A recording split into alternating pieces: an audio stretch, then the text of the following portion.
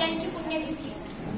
या लोकमान्य टिळक यांच्या पुण्यतिथी निमित्त डॉक्टर बाबासाहेब आंबेडकर प्राथमिक विद्यालय या विद्यालयाच्या मुख्याध्यापिका ज्योती कबाडी मॅडम, त्याचबरोबर सहकारी शिक्षक पांडुरंग दिमटे सर, सहकारी शिक्षिका जाधव मॅडम या सर्वांनी मला या ठिकाणी बोलण्याची संधी दिली व त्याचबरोबर वक्तृत्व स्पर्धेच्या बक्षीस वितरणासाठी मला बोलवलं, याबद्दल मी त्यांचे मनपूर्वक सर्वप्रथम आभार मानते.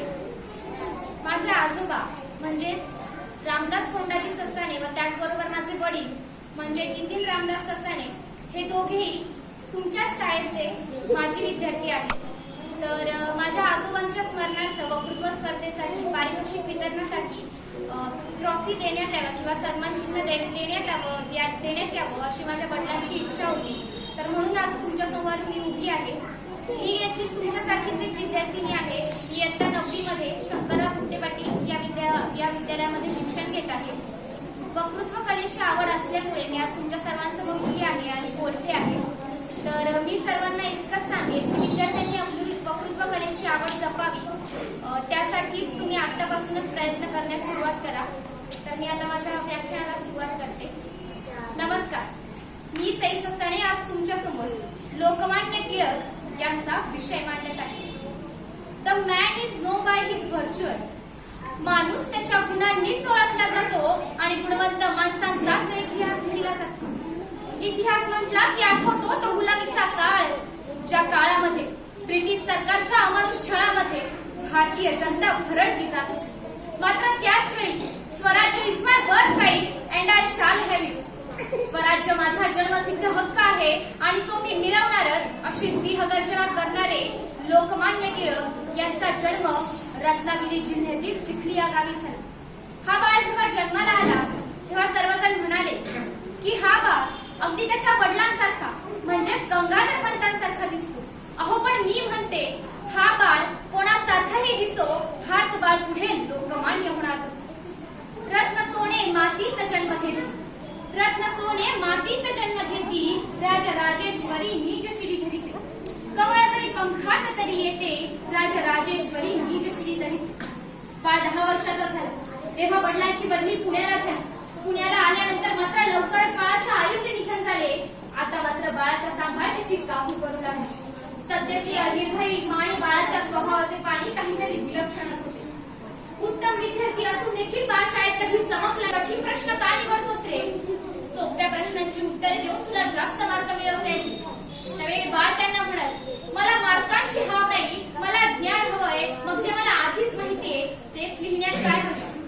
बाळ 15 वर्षाचा झाला त्यावेळी 10 वर्षाच्या सत्यभामेबरोबर टिळकांचे लग्न लावून देण्यात आले. 17व्या वर्षी बाळ डेक्कन कॉलेजात आले. कॉलेजात जात असताना टिळक कधीही वही घेऊन जात नसत. ही गोष्ट प्रोफेसरांच्या लक्षात आली आणि त्यांनी टिळकांना विचारले की लेक्चरला वही का आणत नाहीस? त्यावेळी टिळक त्यांना म्हणतात, तुम्ही जे काही शिकवतात, जे काही सांगतात त्या सर्वांची नोंद मी माझ्या बुद्धीमध्ये करून ठेवतो. दुसऱ्या दिवशी प्रोफेसरांनी संस्कृत या विषयावर एक उत्तम व्याख्यान दिले आणि मग ते टिळकांना म्हणाले, आता तू तुझ्या बुद्धीमध्ये जे काही नोंदलं आहेस त्या सर्वांना सांग. त्यावेळी टिळकांनी त्या प्रोफेसरांपेक्षा सुद्धा सुंदर व्याख्यान दिले होते.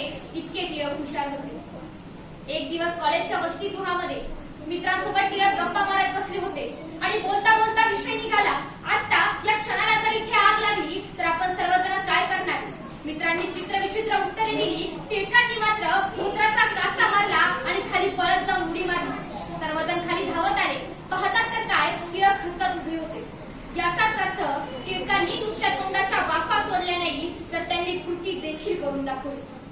पुढे टिळक LLB परीक्षा पास झाली, परंतु नोकरी करून त्यांची गुलाम बनण्याची इच्छा नव्हती आणि म्हणूनच त्यांनी गोपाळ गणेश आगरकर यांच्या सहाय्याने न्यू इंग्लिश स्कूलची स्थापना केली.